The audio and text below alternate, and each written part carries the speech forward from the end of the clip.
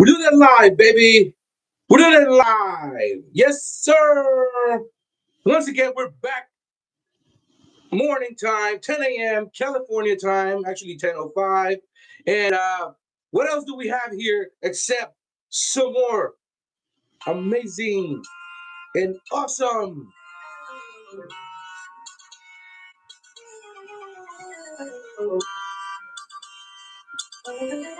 market be crazy. Market be nuts. Market making me money. But what a clown show. What an absolute clown show. My goodness.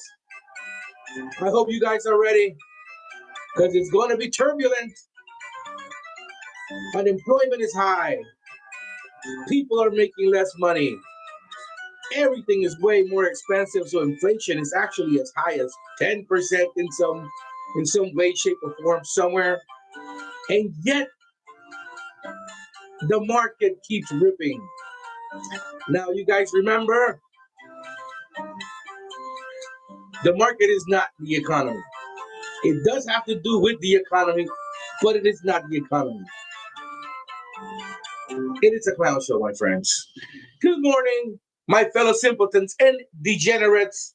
It is I, the Savage of Wall Street, going live once again on a morning on a Saturday where I'm supposed to be just honestly just sleeping and hanging out. But I had a good 45 minutes, half an hour, 45 minutes to kill. So I figured I'm gonna go and I'm gonna come and make a a little appearance and talk about what to expect the coming up week. What's going on, why the market is seemingly undestructible or indestructible right now. And so I figured, hey, let's talk shop. Let's talk the Savage 20. Some people came last week on the show and they were asking what the Savage 20 are. If you've been looking at this channel or kind of tuning in the last few months, maybe the last 6 months, you know that I in fact have some Savage 20 stocks that I trade I trade all the time, right? And so, anyways, I this is not financial advice. This is more like information on what stocks I trade.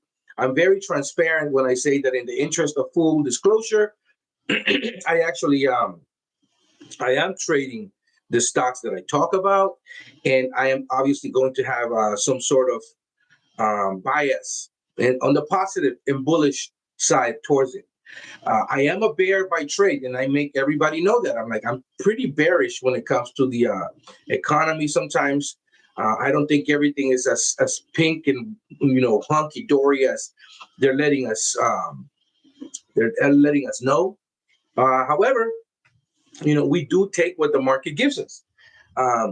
People have been asking, what the Savage 20 are. People that tune in all the time have a very good idea. But for those that don't tune in all the time or are new to the channel, I figured I'm going to go over a few. And if you guys have specific questions about some stock, you're more than welcome to ask. And because I'm not trading right now, right? I'm not looking at the market and talking and looking at the market and then getting alerts. I can actually focus a little more on answering a question. If you have a specific stock you're looking at, we can look at it together, and we can do a like not a deep dive, but a dive into it and see if it makes sense.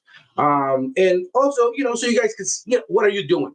What are you doing on this Saturday morning, the Saturday afternoon in the East Coast? And hopefully you guys are doing well. All right, so let's just address the elephant in the room, right?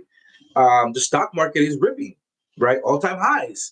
A lot of the Savage 20 actually are ripping. Yesterday they were up some 15%, 20%, 25%, and I mean I'm very happy to see that. I love to see my portfolio at an all-time high. I love to see it green everywhere. My cash secure puts are making money. My covered calls I'm selling right now. Are way out in 2 to 3 months from now, and I'm going 1 or 2 strike zones above where the stock is at right now. And if it's already ran 20-25%, and I'm selling a covered call, I'm bringing in good premium, right? Because the stock is running a lot right now. Volatility is high, IV is high, volume is high, and that makes a good case for some juicy premiums. And if the stocks are down for whatever reason, and those are stocks that I'm interested in,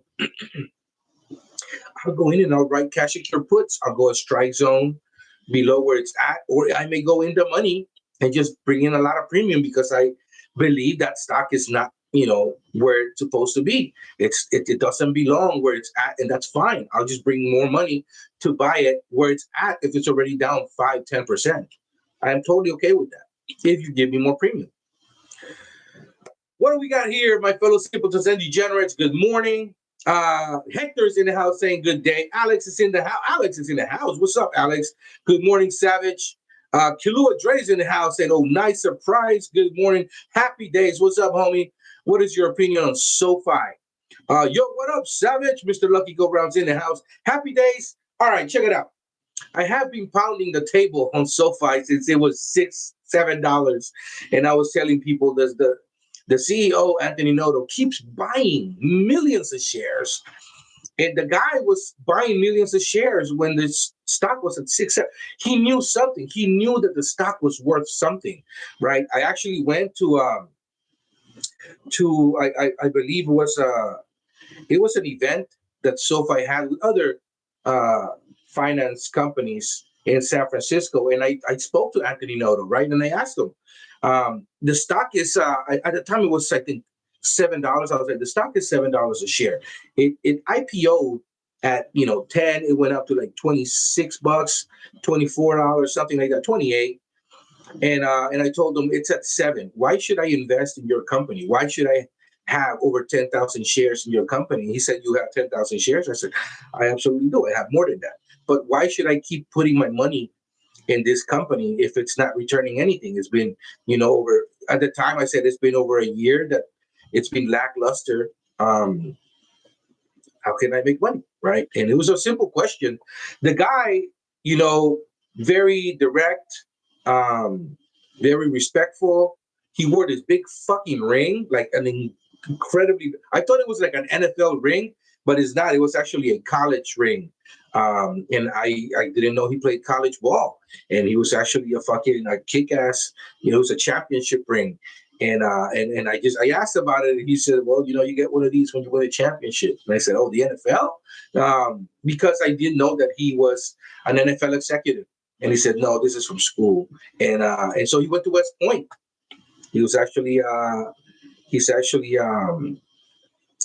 officer, So anyways, the guy basically said, this is a company that's is a one-stop shop. And he gives you a little spiel, but then he's like, and quite honestly, banks are a thing of the past. He's looked at the, back then, it was a few years ago. He said, look at the pandemic. People don't go to banks anymore. People just do everything online. And this is just going to keep increasing. The more that, services become available online, the more people are going to take advantage of it. And we're cutting costs everywhere. So this stock doesn't belong here. But, we have a very good looking quarter ahead, and it's just going to keep getting better and better. He says, you'd be wise to just buy more stock now because you may not get it this cheap, in the coming years. And that's it. That's all he said, So it was a very straightforward answer. But yeah, I really like the answer. I like the other answers he had for the other questions. This was at the Palace Hotel in San Francisco. So and I believe this was the Goldman Sachs event. I forgot the name of it, but anyways, here we are. It's scratching $30 a share. SoFi will be $40, $50 a share. But when, right? We don't know that. And that's one of the Savage 20. That's one of the Savage 20 stocks, SoFi. And I've been pounding the table. Anything under 20 for SoFi was a screaming buy. Now it's kind of leaving the station, right? Everything's telling you that SoFi is not going to stay here longer. Year on year, they just keep increasing numbers. They keep on increasing members. Their membership grows exponentially every time. Just it gets bigger and bigger, right? So it went from being $3 billion, $2 billion company to now it's over 30, right? And so where's it going to go, right? Nobody has a crystal ball to say, SoFi is going to be $200 on December, 2027, 2028. No, we don't. Nobody knows because there's so many more variables. There's the macroeconomics, microeconomics. There's political instability. There's just a lot of stuff up in the air, right? We have wars internationally, and because of globalization, things internationally affect us here, right? And so my view is cash secure puts. You want to make money with SoFi and you own it, beautiful. Hold on to the stock. And you want to make money as it goes up, other than just the stock, becoming more valuable, cash secure puts. Sell some $30 cash secure puts out to 2027. Bring in free money. Want to make more money? I think SoFi will be probably $35, $40 a share by 2028. So go to 2028, sell some $40 cash secure puts, right? The stock was just $10 a year ago, right? It's like in April, it hit $9. So it's tripled that since April. Where are we gonna go? Nobody knows. But the market seems to like SoFi. It seems the market wants to just keep going up. And now that we're cutting rates, right? Now that we're cutting rates, it only benefits SoFi because we know they don't like to take a chance when it comes to loaning money. They only loan to people that have, on average, a 750 FICO score or above. These are not bad scores at all. These are like people that have excellent credit scores. And they look at the background of a person they're going to loan to, right? And these people, over 95% of them pay the loans back. And SoFi makes money, and the interest rates are going to go lower. So that means what? Cheaper money. That means people are going to pay less for their loans, in which case they're going to, they're going to ask for more money to be lent to them. So I think SoFi is going to go, like I said, my personal opinion, SoFi is going to go to $40 a share by 2027.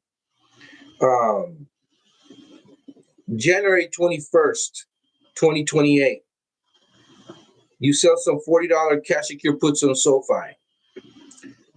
You bring in $16.75. On Monday, you could go in and ask for stink bid it, or stink ask, whatever. That's a stink bid, $17. See if you get filled. So what are you doing? You're saying to the world of finance out there, the world of options, guys, I am putting my balls on this table because I know SoFi is only going to keep getting better. I know SoFi is going to be $40 a share January 2028, and I want to buy it at $40 right now, right this minute. Give me $17 per share. What? So you're basically going to get almost 50% back return on investment. That's insane. No bank in the world is going to give. They will laugh you out of the bank if you said that. If you said, "Can you guys hold on to my my $4,000, and can you guys give me $17 for it, please, so that I can keep it here until 2028?" They will call security on you real quick. All right. So, but that's what you're looking at here. You want to get filled real quick? Ask for $16.75. You know, I don't think $17 is out of the question. Um, but yeah, you wanna. That's just my take on it, right? If you own the stock, and then meanwhile you have the stock, right? SoFi's close to 30. Sell some $35 covered calls out to January. If you bought the stock in the teens, right? Um, you're more than doubling your money at this point if you sell $35 covered calls. Meaning there's a risk that you can, have your shares called away. That's fine. But the point of being in the market is to make money, right? When do you sell? What is your number? What is your plan, right? If you sell at $35, that is not terrible. And see, this is the thing. We don't know if SoFi is going to be $35 in January. We hope, right? But we don't know. We don't know what's going to happen. We know what's happened. We know SoFi was $4 and change a few years ago. Now it's sitting close to 30. But so are other companies, And so what I'm saying is you can actually make that money real right now, this second. Happy. You can make it real and say, you know what? I bought SoFi at $12. I'm willing to sell it at three times that at $35. Almost three times, right? $35 covered calls out to January, and you can ask for $3 a share. So you realistically are selling for $38 a share. If the stock is at $35 or $36 that day, and it gets taken away or called away, you already made $2. So you can go at market price and buy the shares again right then and there. You made $200 per every 100 shares. You made money. If the shares are like, let's say you don't want to spend any money and you just want to say fuck it, like let's see what happens if I roll. Great. You're at $36 on that day. You could roll to 40 up in June, and you bring in more premium. I assure you, you're going to bring more premium. Say $1 or $2 per share. So you bring in an extra $200 per contract to now sell at 40 in June. So you went from January to June. Time is money, and you're making it your pitch. There's nothing wrong with that, right? So, anyways, that is kind of my opinion on SoFi. My opinion on SoFi is going to keep going higher, but we don't know. It's obviously going to take time, and you can't have unrealistic expectations and say, the stock is at 30. In a month is going to be 40. Like that's not how it works. The stocks go up and down, up and down, up and down. What I like to do is I like to take advantage of the volatility. I like to take away that whole element of surprise, and I like to charge rent from owning a stock. I say here at my channel, people that watch me know that I see your portfolio as a building, right? The portfolio is a building. You're the manager of that building, and the stocks are your tenants. So have them pay rent. Nobody can live there for free. You have to charge rent, man. So while you become richer, bring in some money so that you can, pay for everyday expenses, pay for your mortgage, pay for your rent, pay for your car note, right? Pay for your credit card debt. Don't pay interest on your credit cards. Why would you pay interest? And that's free money. You're literally giving free money away. Some credit cards have 17%, 24% APR. That's a lot of money. Why pay interest when you could just basically have your stock as collateral, sell it in the future for a lot more than it's worth now, and bring in money, and then use that to pay your credit card debt, so you don't have to pay like these ridiculous APRs, right? That's my take, my friend. Mr. Luck is in the house saying, "What's up, Savage?" Cannon Fodder saying, "Hello, money makers." Indeed, Cannon, everyone's making bread, man. Everyone is making money on this channel, and I like it. Cannon Fodder saying, "Hello, money makers." Mr. P saying, "Hello." Trip Hazard saying, "What's up?" Trip Hazard saying, "I like where your head is at, but locking down the option to 2028 she's."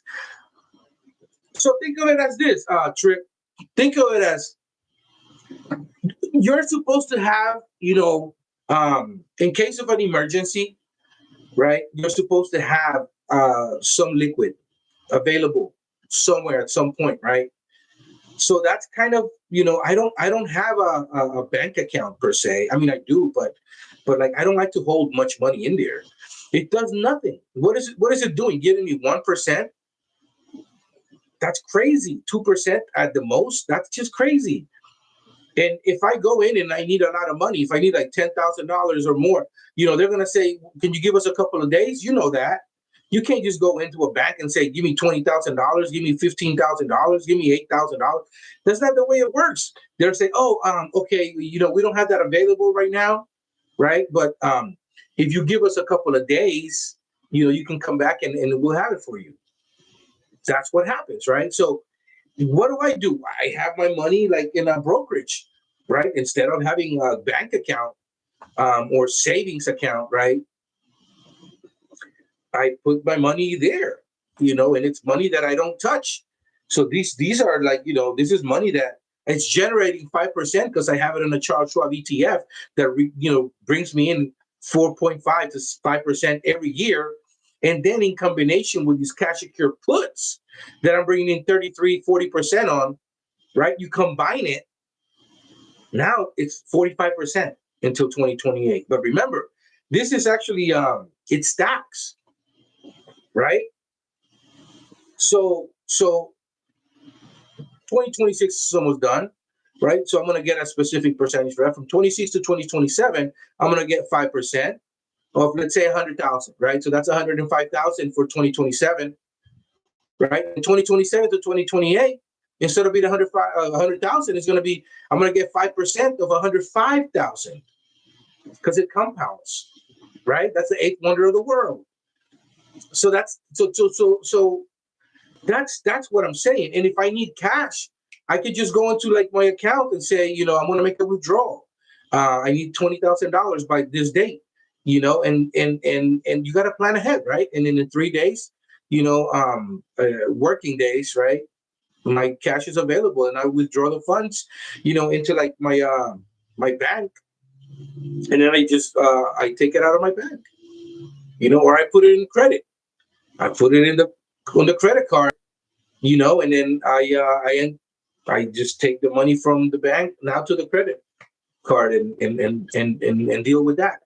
So, I'm not saying put all your money in cash secure puts. That's crazy because you have to move it, right? You have to every month, gotta be seeing what the market is giving you, right? You're trying to stay active, but locking something to 2028, it doesn't mean you're going to keep it till 2028 though. That's another thing you got to take into account. Let's say that SoFi just jumps to $50 in the next year, right? Well, those 40 cash secure puts that I got, $17 for, they're going to be like $9. They're going to be like $9. I'm going to buy them back. And then what did I just made 50%. I made 50% in months. And I don't have to wait till 2028. I'm not going to wait, 24 months when I just made this, in 6 months, I made 50%. Why would I wait, 18 months for the other, 50%? It just makes no sense. So then I buy them back and then I'll look for opportunity elsewhere. That's it. Instead of doing, $40 cash secure puts, I'll go to SoFi, and I'll do 2028 still, but this time it's going to be 50s or 55s or 60s. Or I'll look for somewhere else to go, maybe Unity, maybe, NVDA, right? And I'll just bring in more money. I look at what stocks are getting hit and are down 10, 15, 20%, and then go below the ask price, or I'll go at where they are at, and then down the road in time and bring in a lot more premium. That's how you do that, right? So you don't have to hold until expiration. You take advantage of what the market gives you, my friend. Chase Rosita Parker's in a house saying, "What's up to all the people in here? Hello, how you doing? December, you buying old stocks, homie? What do you mean old stocks? I'm always buying stocks. It's just they're the savage stocks, baby. There's like 10,000 stocks out there. I'm not going to buy 10,000 stocks. I do my due diligence, right? And I just I look at, you know, where the market is tilting. You research, and then you say, hey, look, AI is a thing right now, but it seems like it's cyclical. The market is cyclical, right? And it seems to be moving now over to quantum a bit, you know. And then I think financials are coming back. Real estate is coming back, which is why I took a bigger exposure on rocket companies. I believe RKT. I did overall. I think I had like 12 $20 cash secure puts expiring December, and I got like 340 for the first one, or 350. Then I got some for 3, and then I got some for 250 yesterday. So I'm sitting around $3 average for those $20 cash secure puts on RKT, because it's a real estate play, right? It's and so it shows weakness once in a while, and it comes down to like, well, actually, when the first ones that I did were, it was a 19, and then it went up to like 22, and then it came down to 21, and I did more cash secures, and it came down to 20. I did more because if I get it anywhere between 17 and 20, that's a win. That stock under $20 is a gift. So that's why I'm just hoarding as many as possible right now, because once they keep cutting rates, and they will, you know, RKT is going to go to like $30 a share, $40 a share. But you guys look at the graph. You know, look at 4 or 5 years of RKT, and you see how during a time when there's low interest rates, it goes up. You know, and then when interest rates are high, it comes down. It's just cyclical. This is what happens when interest rates are coming down, right? You move over to where you're going to make the most money, and the market is cyclical, so it goes like this, right? Right now it's here, and then it'll move over to these, you know, these sectors, and then more sectors and more sectors. That's all. Cindy B's in the house. Cindy B, how are you? I hope you're doing well. Moneymaker Juan is saying good morning all. Kent's mom is in the house. How you doing, Kent's mom? Saturday, what a treat. I'm trying. December, which brokerage selling puts? Take it to my bank. Take it out my bank. What plans that? Puts on QBTS. RKT has a big share float. It's not going anymore. Well, I mean, so selling, yeah. So you sell puts, man. You sell puts on companies that you think are undervalued. You know, you see that there's opportunity there, and I go in when the companies I've been looking at, they get hit for whatever reasons. They go down 10, 15, 20%. You know, and then I'll just go in with a cash secure put, and I'm like, I'm totally buying this company. You know, here QBTS got hit for a while, and it was down to the 14 land. So I did some 17, some 18 cash secure puts out to January. And I did the same thing with QBST or QUBT. It's free money. You know, the stock's recovering now. And I did the same thing with C3.ai. You know, it was down to $14, $13. I did 1750 cash secure puts out to 2026 and 2027. Right now the stock's recovering. You know, SoFi got hit not too long ago, and it went to like $18, $19 for a second. I sold some $20 cash secure puts out to like January 2026 and 2027. You know, and that's kind of how I like to go in and take a position or a bigger position, so that you can minimize risk in a way, right? I mean, nobody knows what the stock market is going to do. The stock could keep going down, of course, right? We don't have a crystal ball. You know, if I knew what really was going to happen for sure in the market, I wouldn't be here. I would be next to Jerome Powell somewhere, chilling.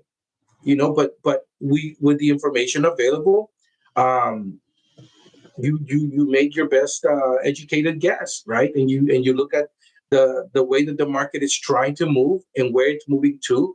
You look at, you know, the fact that Jerome Powell said that, you know, that unemployment is high, and he's wary, but also, you know, inflation is also a little bit high, you know, and it's tricky. And he's kind of trying to thread that needle, and he seems to be kind of doing it. But the president wants what he wants, right? So the guy said, he's trying to fire one of the board governors, and he put one of his psychophants in there right now. So what's going to happen, to the independence of the Fed? Is the international market going to take us seriously? Um, I don't know, but what I do know is that we just cut 25 basis points, right? And then money became a little cheaper to borrow. And I am seeing that in October. I think we're going to do one more rate cut, and I think maybe not November, but I think in December we're going to do another rate cut. And I'm looking at, remember, next year is an election year, right? The House of Representatives is going to be up for grabs. So what do I think Trump's going to try to do? I think he's going to try to get us 4 rate cuts, 5 rate cuts, like early in the year, so he can then say, "Oh my God, money's so cheap," and then all these small cap companies and mid cap companies can borrow ridiculous amounts of money, and pump the stock market, and then you'll have like this illusion that everything is amazing, and then there's going to be like pretty high unemployment. The inflation is going to be higher. I think that AI is going to take away a lot of entry level and mid level jobs. We're seeing it now. There's like a massive tech layoff going on everywhere, and I see it here more than I guess whoever is in the Midwest or the East Coast, because I'm in the tech hub of the world. Right? I'm in San Francisco, so I see the news every day, local news, and then you see Google, Amazon, PayPal, Meta. You see all these tech companies just laying people off 1,000 at a time, 500 here, 300 there. A Salesforce said that they're going to do a hiring freeze because AI is going to take over a lot of those entry level jobs. I mean, Salesforce, that's the first time I hear that. They're fucking running on all cylinders, but because guidance is lower now everywhere, right? That tells you kind of where we're going. Let's see here.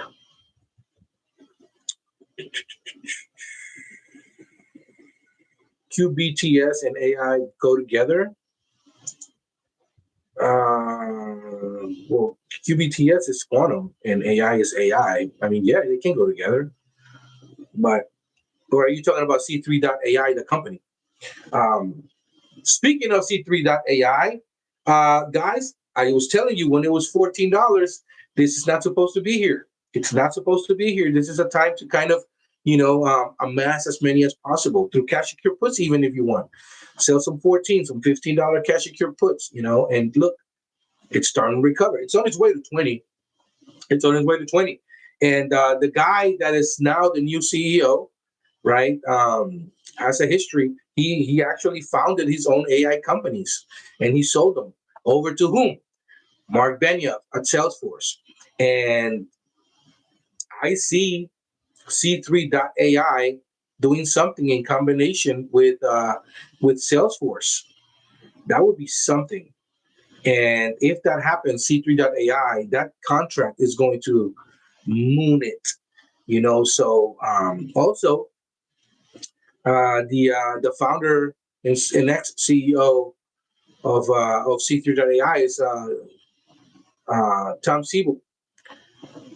Tom Siebel has to, is cousins of Gavin Newsom's wife. His cousins with Gavin Newsom's wife, who's the governor of California. Okay, there's political aspirations there. If Gavin Newsom runs for the presidency and Gavin Newsom wins, okay, and there's a lot of stuff that's telling you that he could win,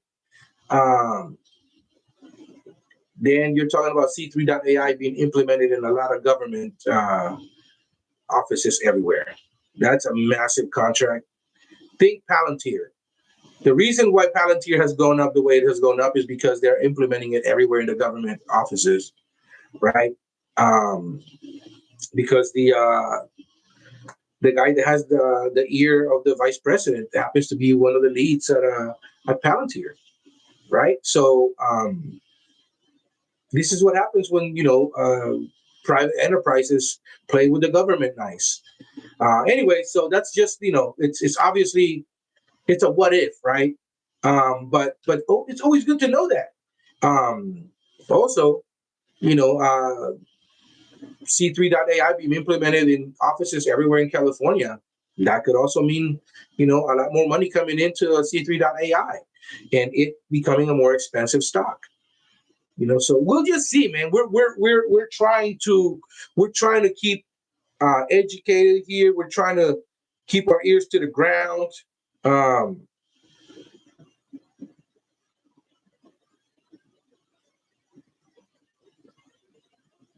We're trying to stay on our toes, right? 10 toes down to make sure that that we can take advantage of this market as much as possible.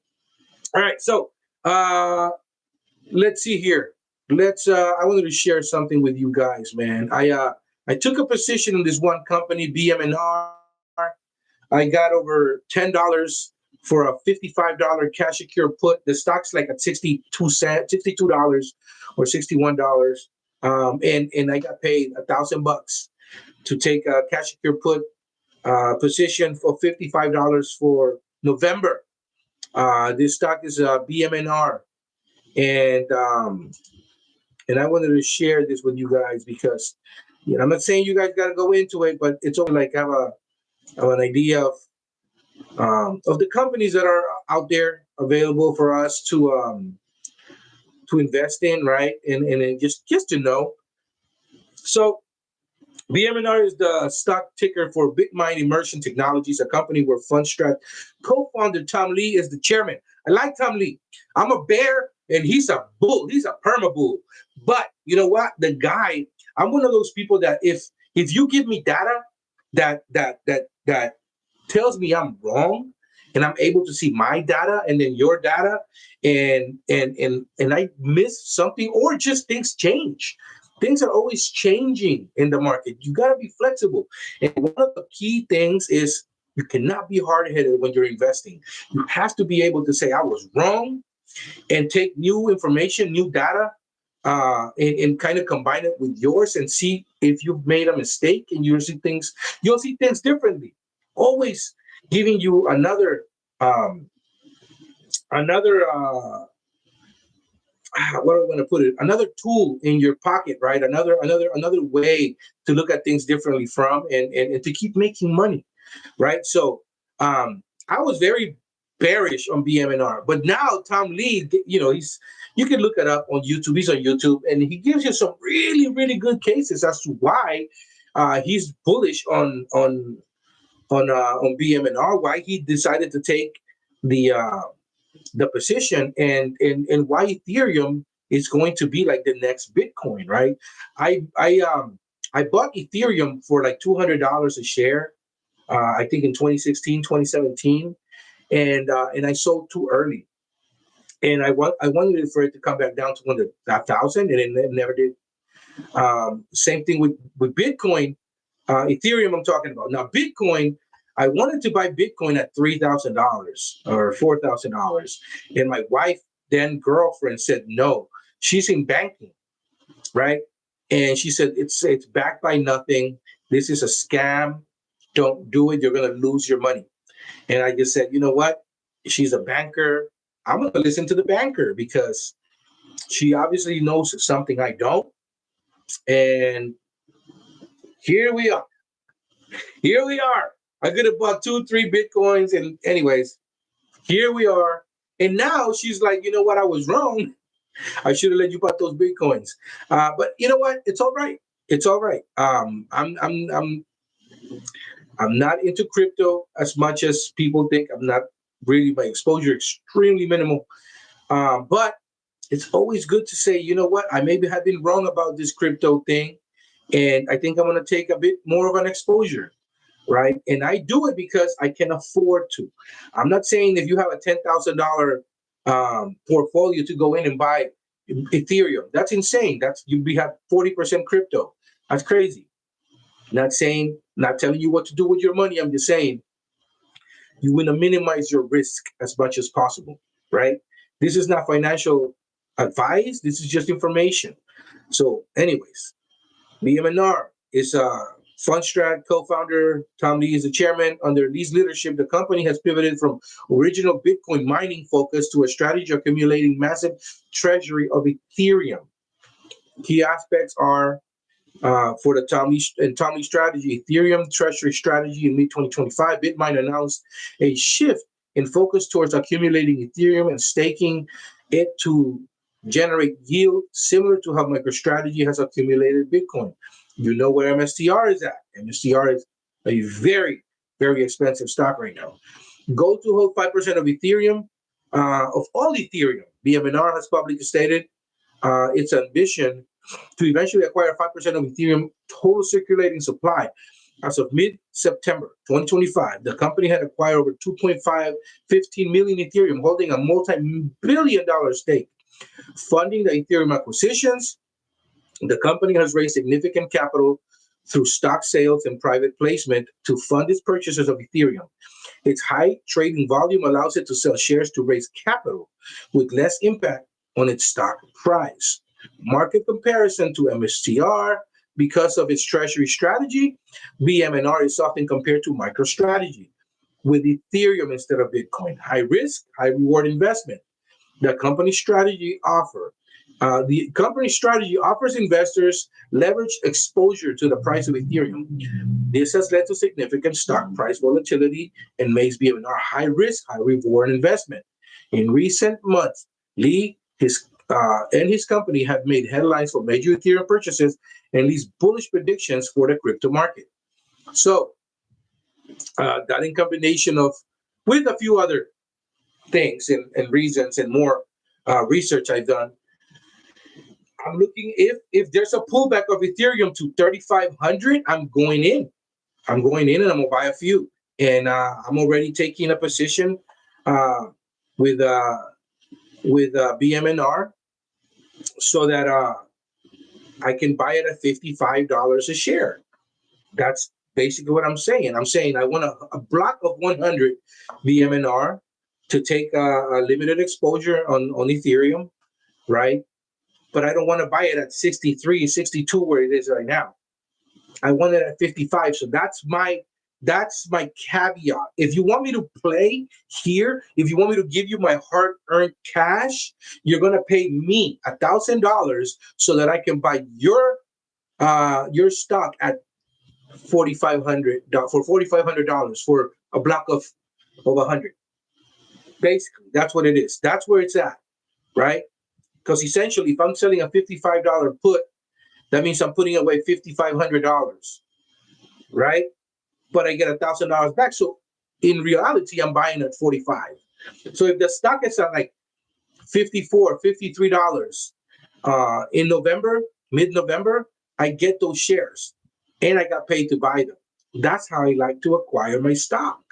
And then I can see how it behaves, right? I'm kind of starting to look at how it behaves now, but then I'll own it and I'll pay more of a close attention and I'll see the everyday gyrations. And anytime it pops 10, 20% in a day, I'm going to sell some covered calls. If let's say I got it at 55 and it goes up to 70 at some point, right? I'm going to sell some 80s. I'm going to sell it for 80 a month or two down the road and bring in like $8, $9, $10. And I'm going to get paid, $800 to $1,000 to sell it at, I bought it realistically at 45. If I sell it at 70, right, I'm making $2,500, but I'm getting paid $1,000, $800,000 for that. That's a big deal. That's a big win. And if I get taken out, oh, well, I made money. The whole point of being in the stock market is to make money. And I made money. And then I can look at another position. If, BMNR is like at that point, it goes back to 70 or 65. I'll do some $60, $65 cash secure puts out a couple of months, bring in another $1,000, $1,200, and get paid to buy the stock again.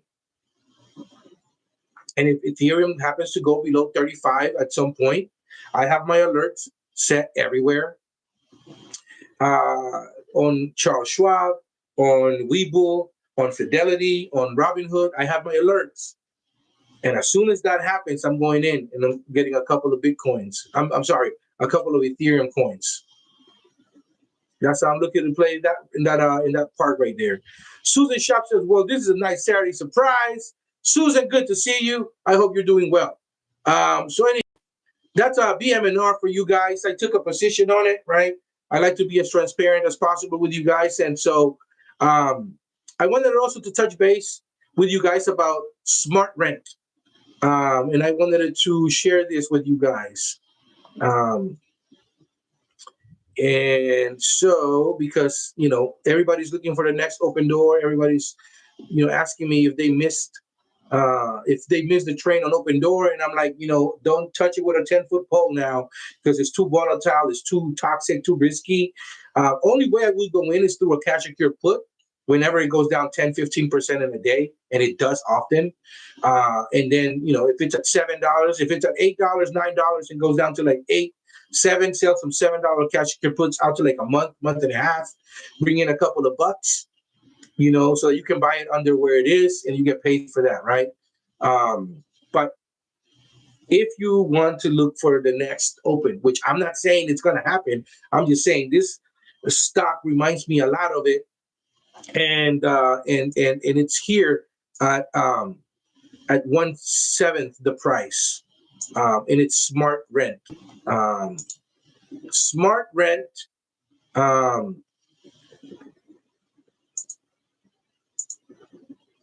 Is a company that I've been acquiring. It was down like 70 cents at a point, so I've been just loading up on it because everything reminds me of Open Door. So very different businesses, but they both rely on real estate. On real estate being very cheap, on rates being very low. Okay, money being very cheap to borrow. We're getting there again. And you guys can see by the way that Open Doors upticked, right? And SmartRent is now, $1.60 a share. It was just 80 cents a share, then 90, then $1, then 110. I was telling people it's $1.10, $1.20. Guys, if you guys want to take a nice little exposure on this stock, it's fairly cheap right now. Worst case scenario, get 100, you lose $100. Okay, nothing penned out. But what if it gets to $10 a share? Then you made $900. So it's not a high risk, high reward either, because it's actually a legit company. Look, here's my bullish case for SmartRent stock, right? Shift to a margin. So number one, it shifted to high margin SAS model. Okay, so software as a service. A core part of the bullish thesis in SmartRent's ongoing business transformation from one-time hardware sales to a recurring high margin software as a service revenue model. Recurring revenue is after an initial installation of smart devices, SmartRent earns steady, predictable SAS revenue from its hosted services agreement or segment. This model is highly attractive to investors because of its ability to earn high margins. Declining hardware revenue, while overall revenue has temporarily decreased due to fewer new hardware installations, the higher margin hosted services segment continues to show double-digit growth. This transition positions the company for more suitable and profitable growth in the long run. Expanded offerings.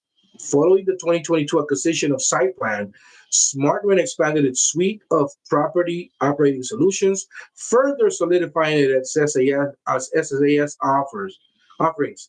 Strong path to profitability despite past struggles. SmartRent is showing an improving financial trajectory and is closing in on profitability. Decreasing net loss. The company has been effective at narrowing its net losses, primarily by increasing its share of high-margin SAS revenue and through cost-cutting measures. Cost reductions in 2025, the company announced an expansion of its cost reduction program, which is expected to result in a $30 million in annualized savings. So we're talking about, $300 million in 10 years. Positive outlook. Analysts projections for 2026 forecast a positive net income. This indicates the operational efficiencies and SAS growth are expected to generate profits. Experienced new leadership. We got a new CEO, guys. Remember, this happened with Open Door. The appointment of a new CEO with extensive SAS and technology experience provides a fresh perspective and a clear focus on recurring revenue growth, and operational excellence. New CEO in June 2025, Frank Martell, with over 30 years of leadership experience, was appointed president and CEO. SAS expertise. Martell is expected to accelerate the company's hardware-enabled SAS models, a clear sign of continued commitment to focusing on high-margin software revenue. For strong market position and large total addressable market. SmartRent is a leading player in the property technology space, serving a large and growing market leader. SmartRent serves 15 of the top 20 multifamily operators, demonstrating its dominant market position. Expanding the market. The SmartRent market is projected to grow to $13 billion by 2030, presenting a massive opportunity for SmartRent solutions. Higher rent mobility. Over half of U.S. renters are considering a move, with younger generations prioritizing tech-enabled living. This trend, coupled with the continued shift towards renting, drives demand for SmartRent's products. Attractive valuation. Recent market sentiment has put pressure on SmartRent's stock price, potentially presenting an undervalued opportunity for investors. Remember when I tell you guys to look for undervalued stock? This is it. This is how Warren Buffett does it. You look for the next, undervalued stock that is going to have big upside, right? Lower exposure, more upside. That's what you want to do. Low valuation metrics. The company's subscription-based business is trading at a significant discount when compared to other high-margin recurring revenue companies. Strong balance sheet. The company maintains a healthy balance sheet with a substantial cash reserve. And that's a key factor, is having a big cash reserve and no outstanding debt on its credit facility.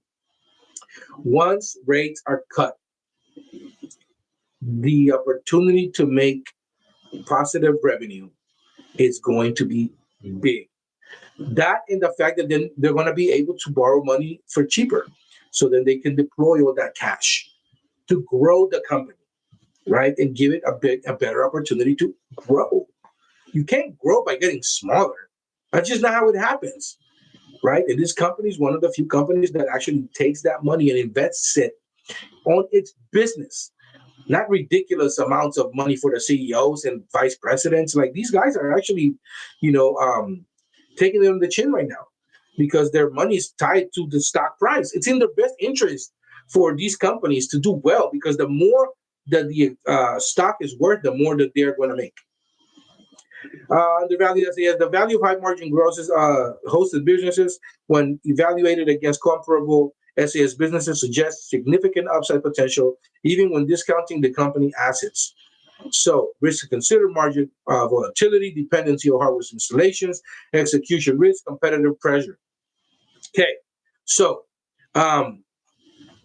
you can do a deeper dive if you'd like on SmartRent, but the case is there. A lot of opportunity. You have a lot of opportunity right there. But it's up to you whether you want to take a gamble or not, right? I mean, because at the end of the day, everything's a gamble in the stock market, right? It's all speculation on everything, right? Look at what happened with NVIDIA. NVIDIA, it just lost the Chinese market. And everybody's, even myself, I think it's going to go to 140, 150, and it's not. What did they do? They went and they bought, gosh, I can't think of the company right now. The one that the president just decided to go into with our money. It's not Cisco. I can't think right now, guys. I'm drawing a blank. But anyways, they're basically paying to play. They're saying, the president's into this stock. We're going to go and buy it. And we're going to Intel. Thank you, Cannon Fodder. Intel. We're going to go and put billions of dollars into Intel, propping up the price so the president's happy. It makes him look like a very smart guy. Like, look, Intel just went up. Like, we just doubled our money, guys, right? And make no mistake, Donald Trump is actually investing personally in Intel now. Okay, and now he has meetings with Xi coming up, right? Now, NVIDIA is gonna, the CEO is gonna I had a sit-down meeting with him. It's probably telling him, look, it's probably in our best interest and probably your best interest for China to buy these chips. It's a lot of money at stake. And why don't we give you a nice package, right? Like we're gonna sell, you're gonna be able to buy NVIDIA at like $100 a share, and these are gonna mature whenever you leave office or this, and this. You're gonna make billions of dollars, Mr. President. It's pay to play, man. You guys know that. And so NVIDIA is where it is now, and it's probably gonna keep going higher. Remember when I was telling you guys to write 140s, 150s on NVIDIA? There it is. Cash secure puts, I meant, right? And go out to 2027. Bring in a lot of cash. Bring in a lot of cash for your exposure, right? Worst case scenario, you get NVIDIA, through a $150 cash secure put that you got $15, $20 for. You get it at 150. You got the best stock, the best AI stock in the world.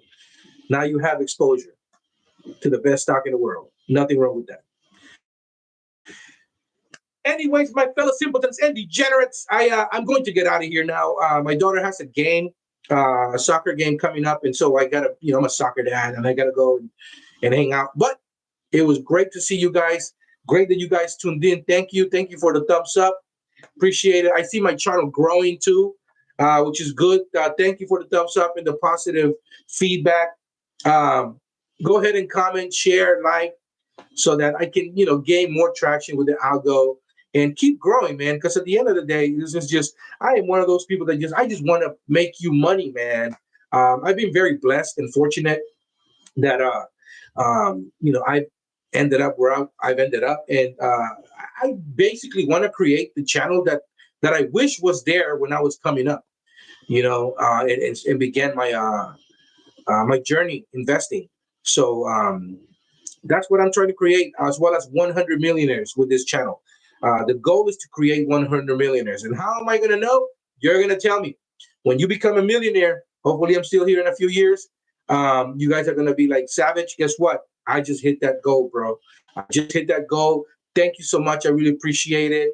Means the world to me and my family. You've made a positive change in our lives, and I can't wait to hear that. I actually, someone yesterday was telling me they made $10,000 on one of the trades that I kind of went into, and they said, I followed your footsteps and I made $10,000. Savage, thank you so much. That made me feel so good, because $10,000 is a lot of money, right?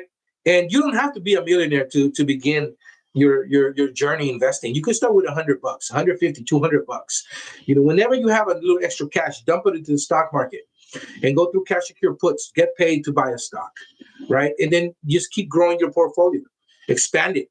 You sell a cash secure put, use that money to buy other undervalued stock, and then wait for that cash secure put to either get placed or you get your collateral back, and then you'll do another cash secure put elsewhere right then and there, and then you bring a little more money in, and then you grow your portfolio. And as you'll see, the first $100,000 is the hardest one to make. The first $100,000 are the hardest one to get to. But once you get to that, for some reason, I don't know if it's psychological or you lose fear, but it grows quickly. Anyways, I'm the Savage of Wall Street. You knuckleheads, thank you for watching. I really appreciate you guys. I'm probably going to go live again one more time tomorrow night at 5 p.m. California time. I'll see you guys then. I'm not going to be on Monday because I have to go to the doctor with my son. My son has a test that he needs to take. So I appreciate you guys. I would like GME $28 by January. I don't have any demands from the market. It will be at more than 28. Anyways, thank you for watching. Have a great weekend, you knuckleheads. I'll see you guys tomorrow or Tuesday morning. Until then, peace out. Take it easy. Bye.